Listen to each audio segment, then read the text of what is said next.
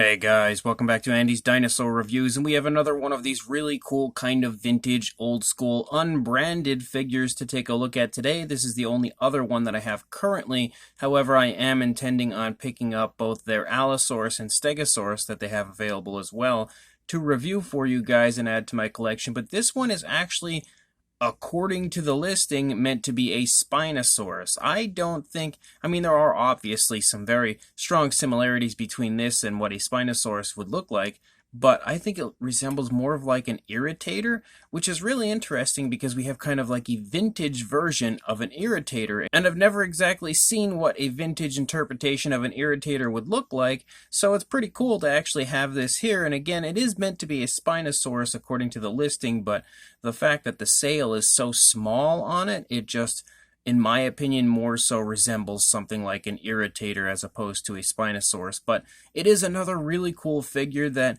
I think, again, sports that really nice vintage tripod look to the figure, and at the same time is really quite nicely detailed, but does tend to have a bit of an ugly looking paint scheme and paint job. But we'll get into all of that when we get a closer look right now. So again, these figures have no brand name attached to them. I really have no idea at all as far as who makes them, but you can see that there is actually a tag here, and it's like the only thing that could kind of give us a clue as to who makes the figure, but it unfortunately does not actually have any type of a brand name on the tag. It's just saying dinosaurs and has some information there. So again, the mystery will continue, but as far as this figure goes, you can see that it does sport some pretty fun looking detailing here on the head sculpt. Just some pretty ugly paintwork, I would say. I'm definitely not a fan of the paint at all of this figure, but you can see that we have that kind of like trademark sort of Spinosaurus crest. We have the nostrils sculpted out up here at the snout. You have some decent looking skin texture, which I feel like would be brought out much nicer had it included a wash to it. You can also see the eyes are sculpted out. They're just not painted well. There are also ears in the back of the head there.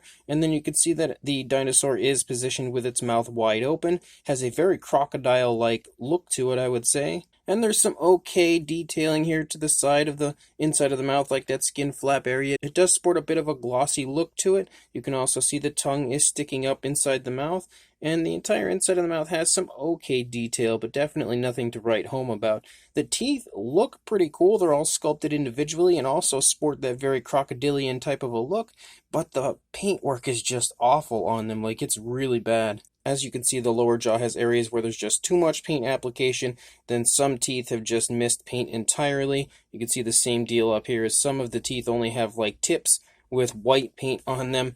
The white is just a very bright white as opposed to kind of a more realistic sort of an off-white, but this side actually doesn't look terrible compared to the other side, but it's also still not very well done, and you can see again more like heavy areas of that paint application. So that area of the dinosaur is definitely not very appealing as far as the paintwork goes. Up here on the top of the head, you start out with like a nice dark green, but it transitions to a lighter green here on the side of the snout, which I do quite like that. But then as we move back into the body a little bit more, you can see that the eyes are painted with nothing more than just a tiny black pupil. Like, there is no eye paint at all aside from just a pupil. And then we pick up a very strong orange, which could have looked cool, but I just feel like it's a tad overbearing in this area. You can see that that darker green continues to run along the upper side of our, in quotation marks, Spinosaurus. And you can see some ridges picking up here in the back of the neck. You can also see some okay looking detailing here in the side of the neck. Lots of skin creasing and some decent scale detail, as well as some hanging skin here in the throat region. You can see as we move down into the body that the sail of our, again in quotation marks, Spinosaurus picks up. You can see a nice brownish coloration running along the edge of the sail, as well as, of course, some ridges that run along the sail. And then you can also see some nice looking scale detail in general on the side of the sail. And the sail sports that dark green like we had seen up there on the top of the head. As we move down into the body, the shoulder blade is elaborated quite nicely from the skin here, maybe a little bit too elaborated.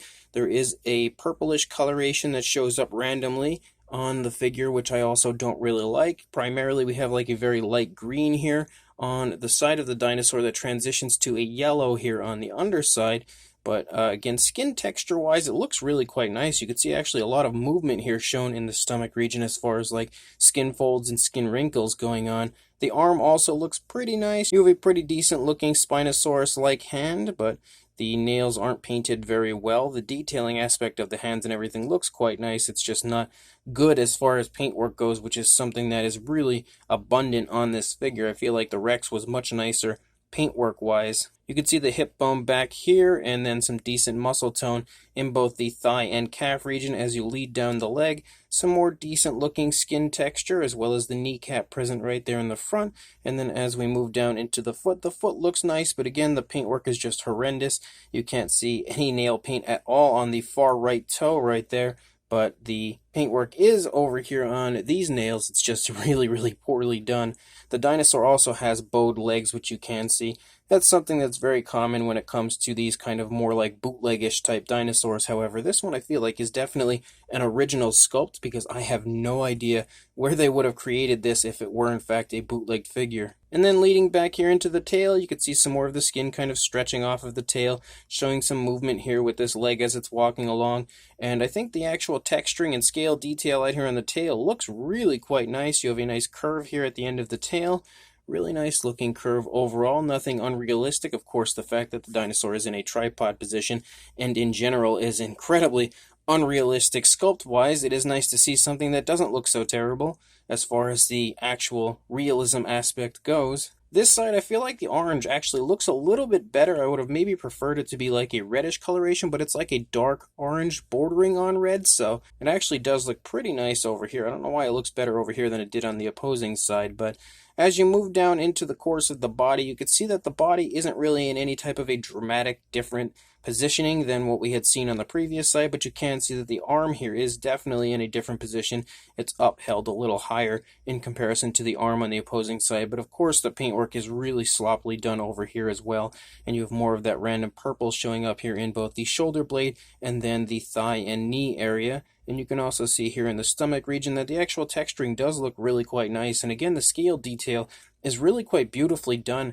And I feel like a dark wash, just like on the Rex, would have paid off really nicely on this figure. There is definitely some more really nice skin movement, again with like skin wrinkles and skin bunching up and stuff shown over here. Not as nice as you see on a lot of different figures, but for what this is, it's pretty well done. And you can see the hip bone again up here, very nice muscle definition in both the thigh and calf, just like we had seen on the previous side, and again the kneecap present right there. As we move down into the foot actually looks really nicely done. And we did actually allow the foot to have nail paint on all three of the toes over here, but again, very sloppily done. You can see some areas are kind of chipped or missing paint, and then some of the areas of the toes actually have the nail paint up onto the toes. I don't know if we have dew claws. It does not look like it, so there are no dew claws on the figure. But we have some more really nice looking skin texture, some nice skin wrinkles and stuff as we move up into the tail. Nice creasing and everything, and we lead out the length of that nice looking tail. There is a hole on the underside, which leads me to believe that these figures are hollow, but they're actually a really hard plastic. Like, you could probably, if you squeeze them hard enough, maybe bend it in a little bit, but they're actually pretty decent material overall as far as being nice and solid. But you can also see that the underside of the figure does look pretty decent as far as like the detailing aspect goes. You have some nice chest muscles as well as some pretty nice looking skin texture overall. There is a seam here that runs along the midsection, or actually closer to the chest. It's actually pretty visible over here. You can see that seam, and that's something that the Rex had as well, so I'm thinking that all of this style figure will probably have that. But again, as far as like a vintage interpretation of what I would say would be an irritator goes, this is definitely a really fun figure with a pretty bad paint job. Another nice aspect of the figure is that even though it has very badly warped legs, it still manages to stand. Like, it doesn't seem like it's having too much of a hard time standing. If you get it in the right position, it can still stand. It may stand better if I actually, gave it the hot water, cold water trick and unbowed those legs, but who knows for sure. Even with the bowed legs, it does stand, just not really well. For a size, as far as a length goes, you are looking at right around 12 3/4 inches, or about 32 and a half centimeters. And then for a height, the highest point would probably be the tip of the snout right there. You're looking at just under 7 inches, or about 17 and a half centimeters. For a size comparison, there is Mr. Papo T-Rex, the Attack Pack Colovosaurus, and Robert Muldoon from the Mattel Jurassic World toy line, in comparison to our really interesting unbranded Again, Spinosaurus, aka Irritator figure, or potentially aka, I guess you could say, but you could definitely see that the figure still sports a pretty impressive size, similar to the Tyrannosaurus that we had reviewed prior to this. It definitely has a nice size and an impressive size overall, especially in comparison to Mr. Paparex, who is a pretty large figure. And then for a second comparison, here is the Spinosaurus and Tyrannosaurus in comparison to each other, which the Spinosaurus just decided to take a tumble into the backdrop there.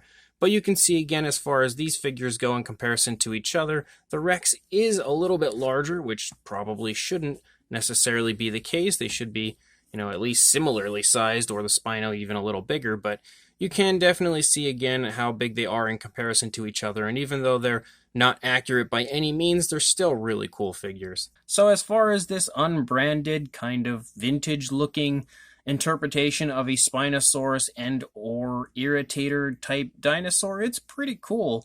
It's definitely not as nice as the Tyrannosaurus was. I was a huge fan of that Rex, really loved that figure.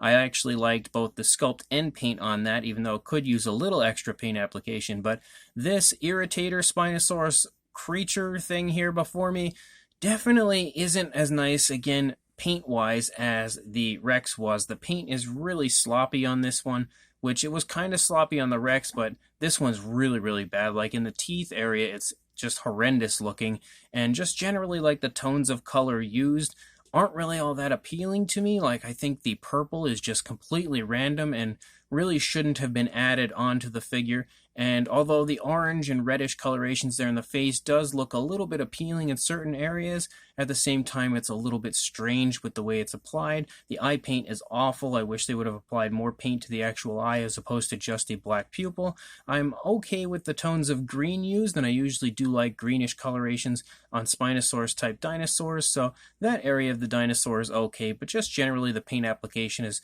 not very appealing and quite sloppy. The sculpt, though, does look really cool, especially for being that vintage style, that retro style dinosaur. I think they did a pretty fun job of kind of taking like more modern type of an appearance of a Spinosaurus and then adding that to a vintage style similar to the Dinomation version, which that one was just a bit more off the wall than what we see here, but again, we have some more up-to-date aspects that you wouldn't have seen on the vintage style Spinosaurus on this figure, with like the crest and it's kind of like that slight hook in the jaw and stuff.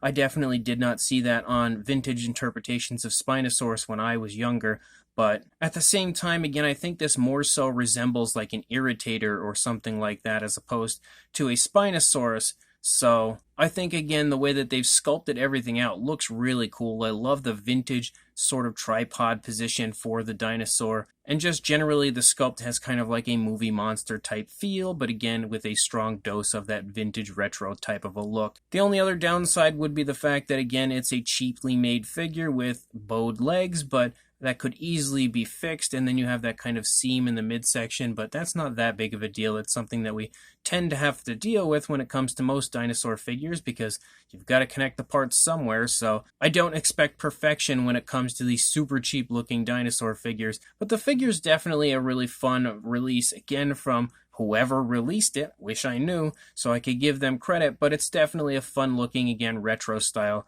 dinosaur figure. So if you are interested in picking this up, I will include a link in the description to where I purchased mine on AliExpress, and you can purchase yours there as well. So make sure you check that link, go buy this if you are interested, and make sure you like, comment, and subscribe, and I will see you in the next review.